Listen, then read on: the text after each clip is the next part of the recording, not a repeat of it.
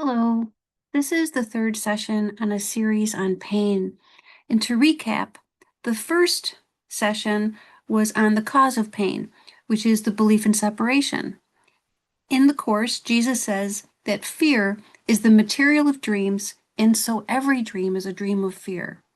Well, fear, pain, and guilt are different names for the same thing, although we experience them as different. They're all the experience of the belief in separation, love's replacement. So it can be said that pain is the material of dreams, and every dream is a dream of pain. And in that way, whenever we're talking about pain, we're talking about every experience, and it's generalizable. In the second session, I talked about the ego's use of pain, which is self-preservation, to preserve the dream of a separate self. No matter how much we want to believe that we want to awaken from the dream, that we want to experience heaven, we see what we really want by our experience. So if we experience ourselves as bodies in a world, that is the desire. When we identify with the ego thought system, for all intents and purposes, we're the manifestation of that thought system. And we dissociate from the ego to learn there's another voice, there is another teacher. The ego and Jesus are the only teachers, and they're teaching us what we are. So the ego uses pain to prove and preserve itself. This session is on magic versus miracles. So I'm not going to bury the lead here. It's not taking medicine for a sickness or pain that is the magic. It's the mind's use of the image of a figure taking a pill or having a surgery, and watching that dream figure seem to change. The way we use that image on behalf of magic, when we want to prove the dream's reality to ourselves, that is what magic is. It's the mind's use of the image, because magic is just a thought. So there's no way to win at the game if we either take a pill or don't take a pill in order to prove something. Because what has a desire to prove something? The little self that we created.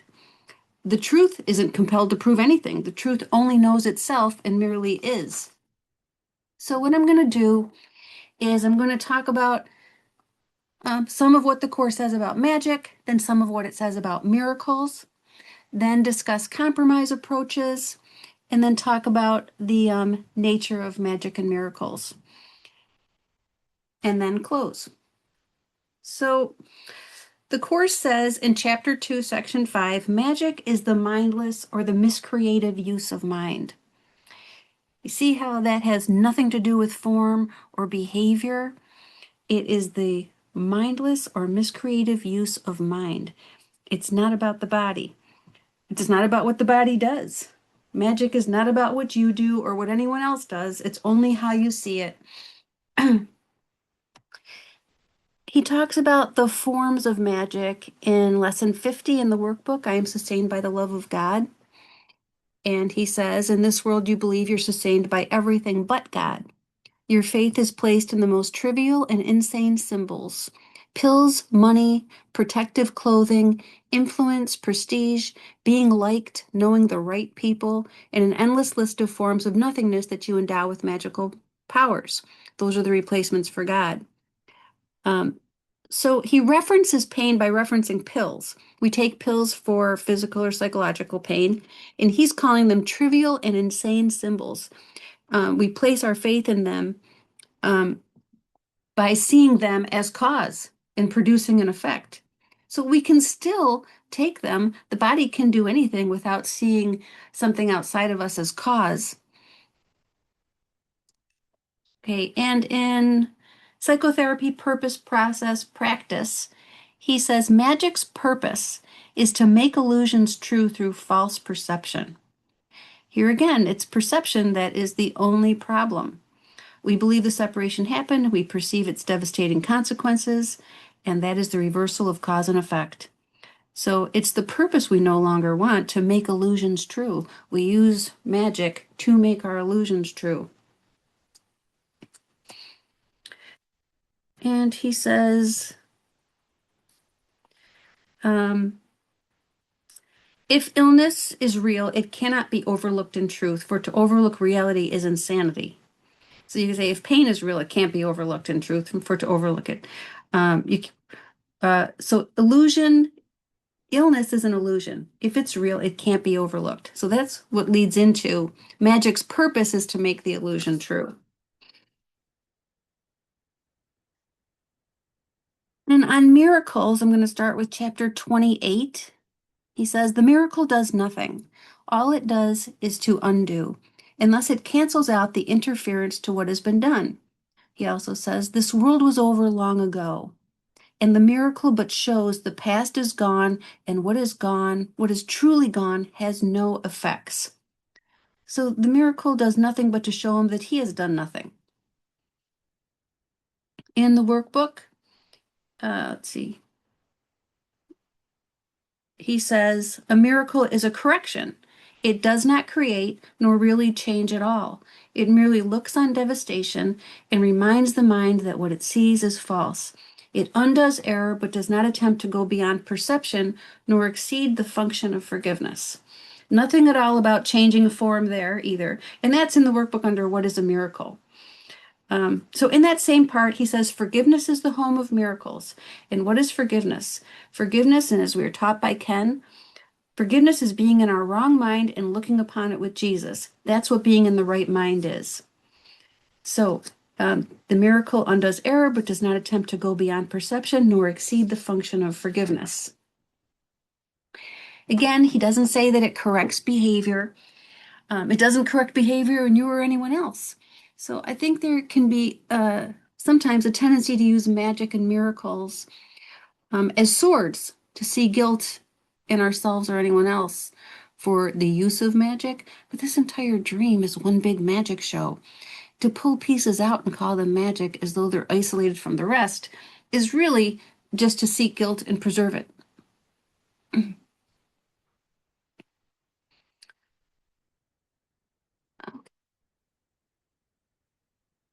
In chapter 6, he says, every miracle demonstrates that the mind is stronger than the body. The mind can heal the body, but the body cannot heal the mind.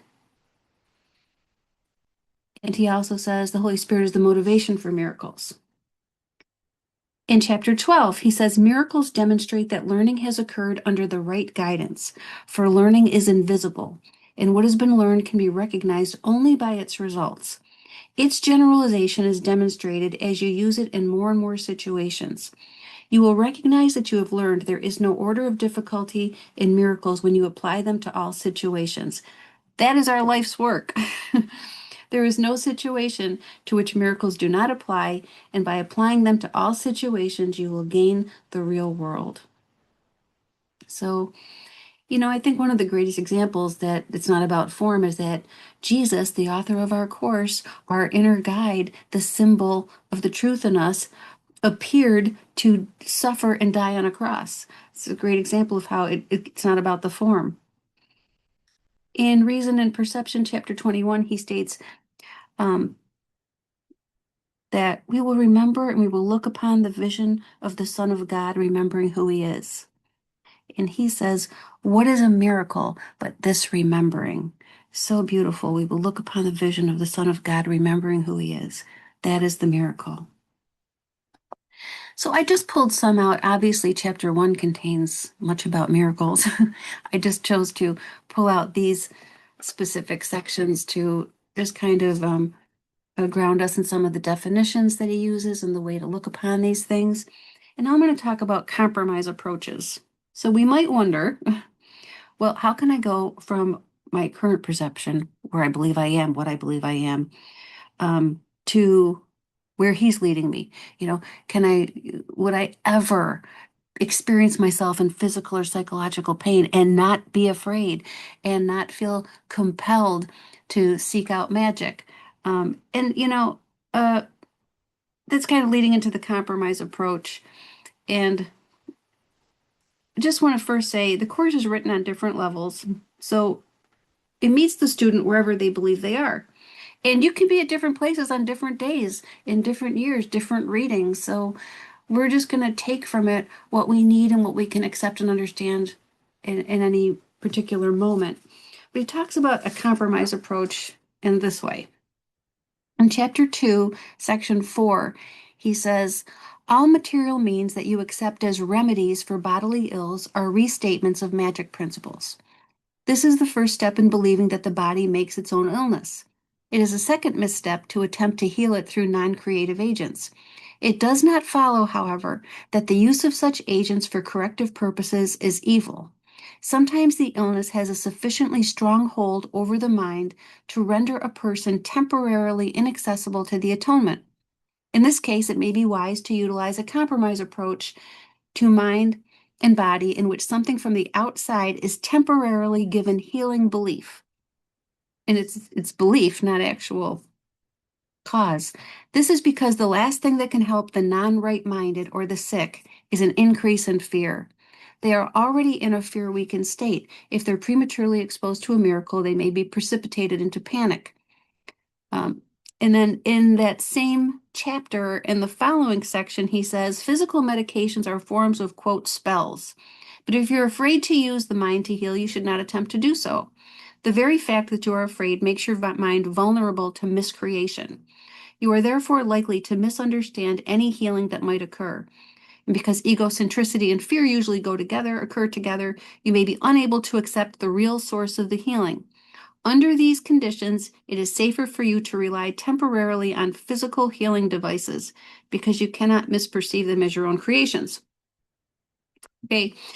I wanted to say one other thing about that.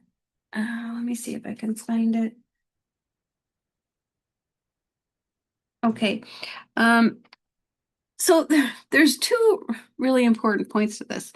One is you might wonder, why does he state the truth as a pure reflection? There is heaven or hell, there is truth or illusion. They have no meeting place. And then advise us essentially to ignore that. So that is in the service of a gentle awakening. We can experience fear and take a pill and still be looking with Jesus and the gentle smile that says we're being silly and seeing cause outside of us. As Ken said, we're not supposed to take ourselves too seriously. And see, also, if we're asking ourselves whether or not what we should do in the world, whether or not we should do this, whether or not it's magic, we've already made the dream real. And so this is just a section to acknowledge that you've already made the dream real. Don't pretend that you didn't. This entire issue of compromise and questions about what to do would never come up in the absence of making it real. So that is the gentle awakening, meeting us where we believe we are. When we are no longer making the dream real, even if it's only for an instant, there is no question. There's no questions in the holy instant. There's no issue of a compromise approach. There's no such thing as a compromise approach. It's all made up along with the rest of the dream. So I think that's really important. And, I I have a specific story, and I don't know how it came up. I don't know if I asked a question, um, or if I heard it in response to something else about what we should be doing, and it was in response to a specific thing. But Ken said, "Go ahead and do it. Just do it with Jesus." And that's the key. Go ahead and do anything you're going to do. Just look upon it all with Jesus. Everything is an appropriate thing to look upon with forgiveness, which is taking Jesus's hand. And it kind of reminds me of that line in the course that Jesus will come in response to a single unequivocal call, and Ken adding to that, which is why we never give him one. So, it's kindness and gentleness in whatever way that's meaningful to us. See, a compromise approach, if we haven't made the world real, is not kindness and gentleness. It's just as evil as the dream of murder, standing on the carcass of God, as anything else. So whether or not the compromise approach is experienced as gentle and kind or part of evil dreams is really is just something that we see ourselves based on what we want to see, where we want to perceive ourselves, where we want to perceive Jesus in the world. and what we want it all to mean. But the most important thing is, don't exclude Jesus. Whatever you believe you're doing, whatever you believe you are, do not exclude Jesus. Welcome him in, even if it's to say, I hate you and I'm not ready for you right now. Just, that too can be a nod to God. Okay, so next I'm going to talk about the nature of miracles and magic by focusing on the lack of order in them. In chapter 14, in Teaching for Truth, Jesus says that the lack of order of difficulty in miracles is difficult to grasp. And it is that lack of order of difficulty that stamps the miracle as something that must come from elsewhere, not from here. From the world's viewpoint, that's impossible. So this idea that there's no order of difficulty in miracles is repeated throughout the course and the psychotherapy supplement. And I have a lot of examples. And because he's repeated, I think it's appropriate to run through a lot of them. Okay, starting with, there's no order of difficulty in miracles. One is not harder or bigger than another. They are all the same. Chapter 1, the meaning of miracles. Section 1, principle of miracles. First line of A Course in Miracles. There is no order of difficulty in miracles. One is not harder or bigger than another. They are all the same. That starts our course. Number 2, in chapter 2. But remember, the first principle in this course, there is no order of difficulty in miracles. Chapter 5, unless the healer heals himself, he cannot believe there is no order of difficulty in miracles. Chapter 6, to the Holy Spirit, there is no order of difficulty in miracles. This is familiar enough to you by now, but it has not yet become believable. He says it is a real foundation stone of the thought system I teach and want you to teach. You cannot perform miracles without believing it because it is a belief in perfect equality. And then in chapter 7, he's got a lot to say in chapter 7 about it. The miracles the Holy Spirit inspires can have no order of difficulty. Every part of the creation is of one order. The Holy Spirit, and in that same chapter 7, as you heal, you are healed because the Holy Spirit sees no order of difficulty in healing. Healing is the way to undo the belief in differences. By demonstrating to yourself there is no order of difficulty in miracles, you will convince yourself that in your natural state, there is no difficulty at all because it is a state of grace. Chapter 11, there's no order of difficulty in miracles because all of God's sons are of equal value and their equality is their oneness. Chapter 12, the next chapter, you will recognize that you have learned there is no order of difficulty in miracles when you apply them to all situations. Chapter 14, the miracle offers exactly the same response to every call for help. Geez, the simplicity of this is so funny because, it's like 1,400 pages between the text workbook manual for teachers, clarification of terms, and 2 supplements. And he also goes on to say there's no order of difficulty here. A call for help is given help. So it's the same response to everything. Chapter 19, there's no order of difficulty in miracles, for they are all the same. So that repetition is so intentional, and literally everything we could ever say about the course is essentially a repetition of the previous idea. So I'm going to keep going. One more. I'll just do one more. I won't do the whole list. In the manual for teachers, there can be no order of difficulty in healing merely because all sickness is illusion. I like this whole thing, so I'm going to read this whole thing. Is it harder to dispel the belief of the insane in a larger hallucination as opposed to a smaller one? Will he agree more quickly to the unreality of a louder voice he hears than to that of a softer one? Will he dismiss more easily a whispered demand to kill than a shout? And do the number of pitchforks the devils he sees carrying affect their credibility in his perception? His mind has categorized them all as real, and so they are all real to him. When he realizes they are all illusions, they will disappear.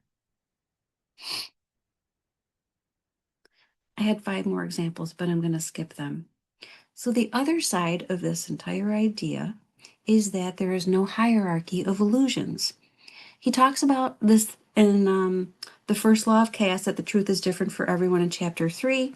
And then again in chapter 26, when he says, all that a hierarchy of illusions can show you is preference, not reality.